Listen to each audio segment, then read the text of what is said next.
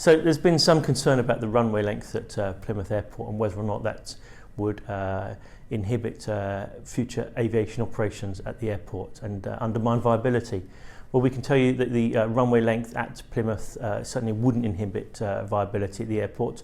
It's just over 1,000 metres, and that offers the opportunity to bring in 30 to 50 seater aircraft which would comfortably serve the Plymouth market to UK destinations, particularly around areas like London, Scotland and the north of England that are known to be important to Plymouth.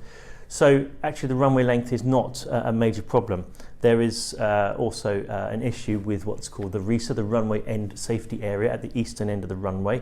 The way to address that is to expand that runway end safety area inward in the existing site, and so doing we shorten the runway declared distances.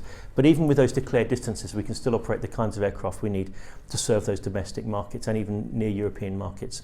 So that's not an issue. Runway length, actually, a short runway doesn't have to be a disadvantage. It can actually be a genuine advantage and opportunity to an airport for two reasons. Firstly, it keeps competition out that could challenge an existing airline and therefore undermine the provision of services from an airport and destabilise things.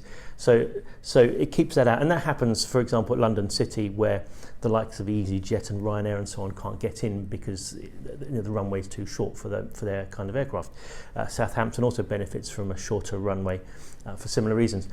But a shorter runway also, because you have smaller aircraft operating off of it, the operating costs at the airport are lower. You have a smaller fire service than you would with a very long runway, and you have a smaller air traffic service than you would with a very long runway. It just brings the overall level of overheads down.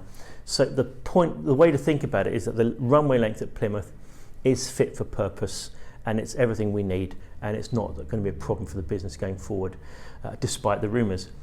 That said, although it's beyond the scope of our present planning, the land towards the east of the runway has been safeguarded by the City Council for future opportunity, and there would be potentially at some point in the medium future the opportunity to extend the runway by maybe up to, say, 150 metres or something like that. Not a large extension, but just by building up a grass bank and building some extra runway strip there, that would give us the maximum length we would ever need to operate out of Plymouth and really secure the airport's future.